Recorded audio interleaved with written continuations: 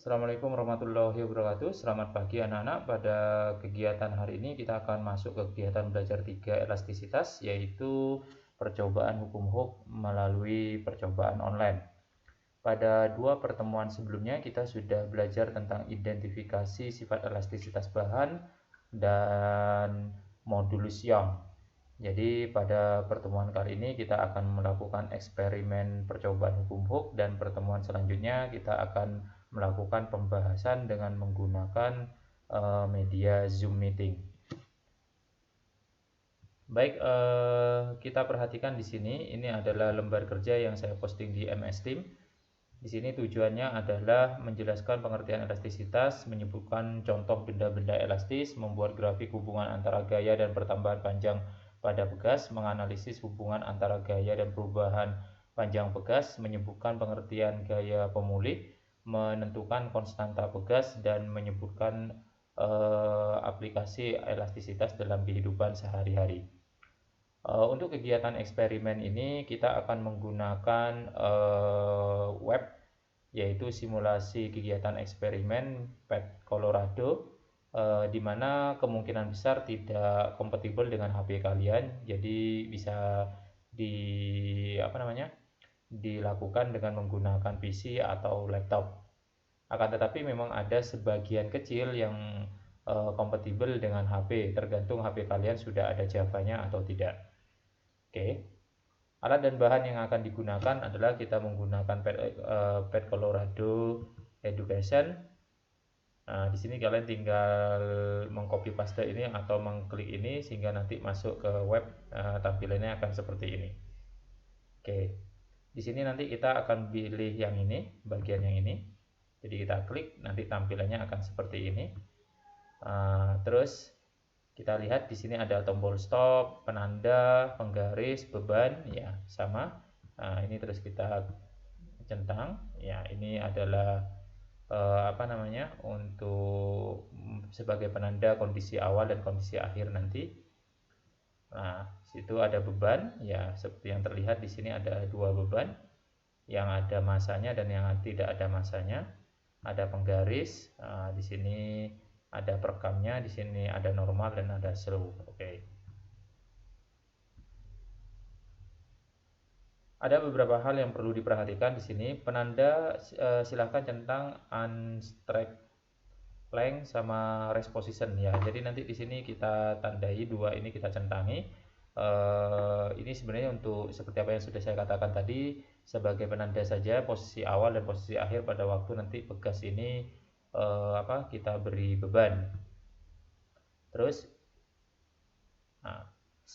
kekuatan dari pegas yang pertama kita setting large, sedangkan yang kedua kita setting small ya. Ini yang ini kita setting large ya, kita setting ke sini, sedangkan yang pegas kedua kita setting small. Oke.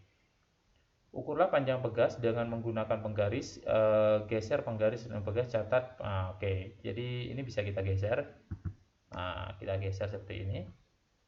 Kita ukur. Jadi dari sini kita ngukur ya, sampai garis ini kan sudah terlihat ya. Nah, dua-duanya memiliki panjang yang sama, jadi bisa kita letakkan di sini. Nah, setelah ini dicatat di lembar data sebagai panjang awal. Di sini ada X0 ya. Di sini kebetulan ditulis X0, bisa L0, bisa Y0. Oke. Gantunglah beban pada pegas, gunakan massa yang sudah ada. Jika pegas bergerak, tekan tombol stop ya. Jadi kita hanya membutuhkan panjang akhir setelah pegas ini kita beri beban. Di sini divariasikan 3 kali. Jadi kita boleh melakukan 3 variasi. Oke, kita coba. Di sini kebetulan ada 50, 100 gram dan 250 gram. Jadi kita letakkan yang 50. Ya, lihat. Jadi ini adalah posisi awal, ini posisi akhir setelah dikasih beban.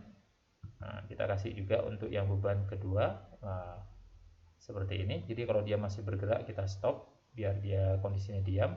Kita punya panjang akhir dari pegas pertama sama pegas kedua. Jadi nanti pada pegas pertama berapa panjang akhirnya, pegas kedua berapa panjang akhirnya, terus kita cari delta X-nya. Kita tulis di sini. Satuannya meter. Sedangkan berat beban kita menggunakan ini 50 gram dan 50 gram. Bagi kalian yang tidak bisa menggunakan simulasi ini, kalian bisa mengambil datanya pada waktu penjelasan ini. Oke, bisa kalian perhatikan di sini berapa panjangnya untuk yang pegas pertama dan pegas kedua. Oke, setelah itu selesai, silahkan ulangi sebanyak 3 kali dengan yang pertama, ya, dengan beban yang berbeda. Oke, bebannya kita ambil, ya, yang 50 kita letakkan kembali. Sudah selesai dengan yang 50, setelah kita catat, ya, kita letakkan yang 100 gram. Oke, ya, kita sudah dapat. Kita catat panjang untuk pegas pertama, pertambahan panjangnya berapa. Kalau kurang jelas ini bisa digeser ke sini, boleh. Posisinya harus sama ya dengan yang pertama. Jadi kita posisikan seperti ini biar memudahkan dan tidak merubah kondisi. Nah, ini panjang untuk pegas yang kedua juga sudah. Oke, sesudah selesai, kita ambil, kita ganti dengan beban 250 gram. Oke, ini 250 gram. Ya, kita perhatikan untuk yang pegas pertama masih bisa kita ukur. Oke, saya taruh di sini. Ya, sudah bisa terlihat. Nah, sekarang pegas kedua kurang panjang untuk menggarisnya, kita tandai saja. Jadi sampai di sini, ya, sampai di sini kalian catat. Setelah itu kita tambahi dari sini ke sini. Oke, sudah kalian catat, datanya dimasukkan ke panjang akhir. Setelah itu kita hitung delta x-nya masing-masing. Setelah delta x selesai kita masukkan, maka kita lakukan kegiatan diskusi. Kegiatan ini adalah eksperimen, boleh beranggotakan 1 sampai 4 orang. Nah, setiap masing-masing siswa harus mengumpulkan sendiri-sendiri.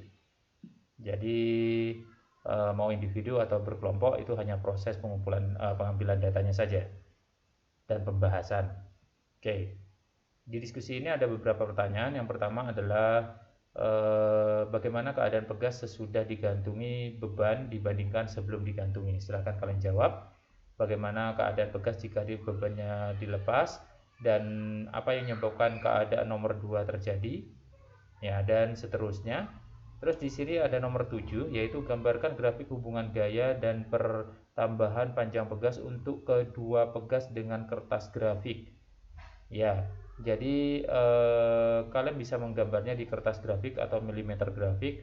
Nanti tinggal difoto untuk grafik pegas pertama dan pegas kedua. Di sini grafiknya adalah hubungan gaya dengan pertambahan panjang pegas. Gayanya di sumbu Y, sedangkan pertambahan panjangnya di sumbu X.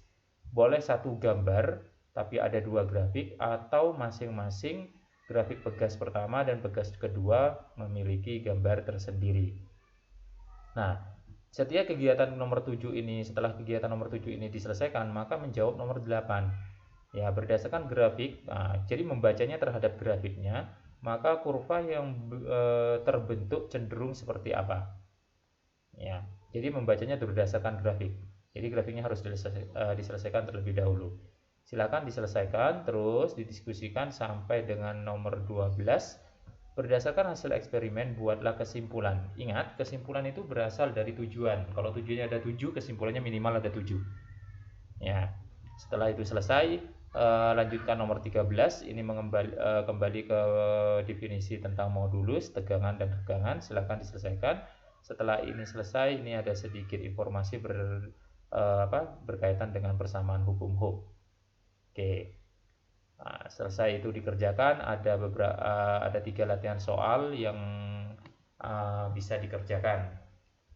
Oke, silakan diselesaikan semuanya tepat pada waktu yang sudah ditentukan. Setelah ini selesai, nanti pada hari Senin insya Allah akan saya cek. Setelah pengecekan, hari Selasa akan dilakukan pembahasan dari kegiatan belajar yang pertama, pendahuluan pertama, dan yang sekarang.